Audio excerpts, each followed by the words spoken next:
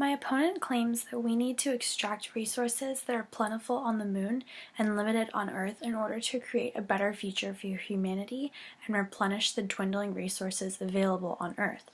My points in this argument include the following: that the development is too slow, too expensive, and will cause conflict, no doubt. Oscar said that extracting resources will someday lead to the U.S. federal government being able to terraform the moon, transforming the environment to allow humans to survive. I said that it was too slow of a process. My partner claims that going to the moon takes about 3 days, and therefore the initial transport is fairly easy. I say, yeah, that part is easy. You have 3 days worth of travel time, but then you have how many days, or weeks, or months, or years of of work time. Mining is not a simple and quick process. There are several steps in the process, not even including prep, like looking for the prime area to mine and then going through all the trouble of getting permits to do it and other forms of preparation. Then, how many trips will it take to make it worthwhile? It would take 220 pounds of helium-3 to be worth about $141 million. Can we take all of that back in one trip? 220 pounds worth of helium in the form of vaporized ice taken back to mine on Earth would be a lot more than 220 pounds.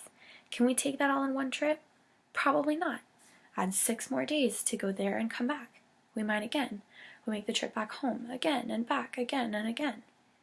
To give an idea of the scale in time and difficulty of these kinds of operations, consider the government's version of asteroid prospecting.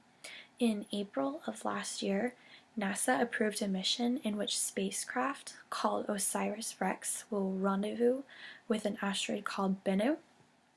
OSIRIS-REx is scheduled to launch in 2016, reach the asteroid in 2018, explore it for over a year, and then bring back samples for scientific study. The amount of asteroid that NASA plans to collect after all this time and trouble? 2 ounces. Quick? No. Cost efficient? Absolutely not. Mining the lunar surface would not be cheap. The investment would be comparable to building a major transcontinental pipeline. We're talking big bucks here. As I talked about briefly earlier, my opponent claimed that with the use of new technology out, NASA has been provided the ability to vaporize ice, collect it as gas, and bring it back to Earth.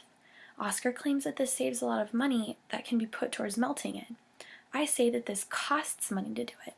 Let's not bring ice home because it takes way too long to put it in a hot room and melt it, and it costs too much to use technology to speed up the process.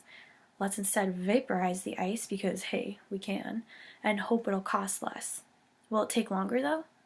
My opponent also claims that NASA is receiving no funds from the federal government outside of their $18 billion budget.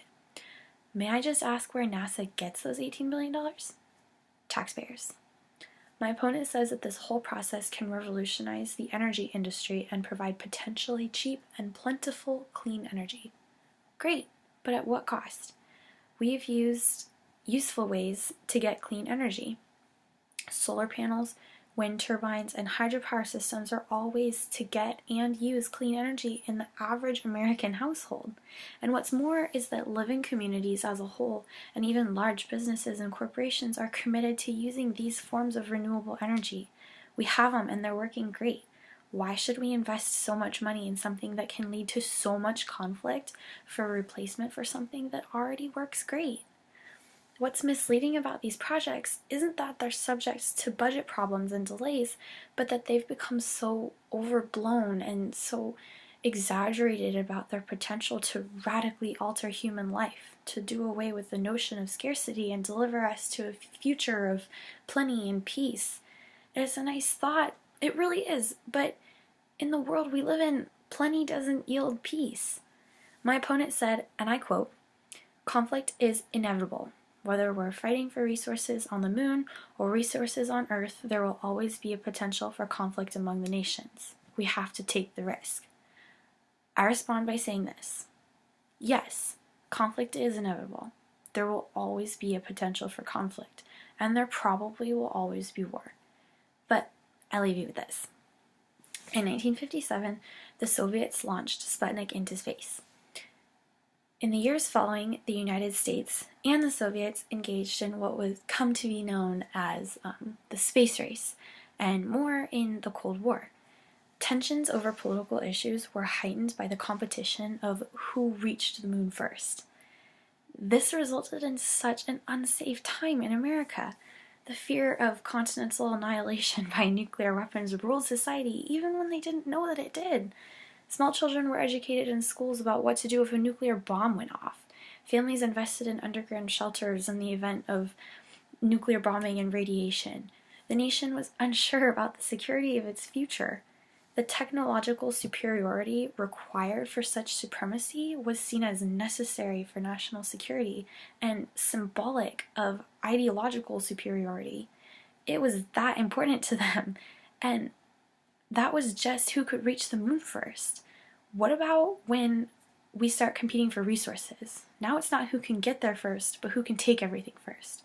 Conflict may be inevitable, but the innate desire to take materials that's available to everyone first is more inevitable, and the fiercely competitive nature of our world today cannot handle this sort of space race in a safe way.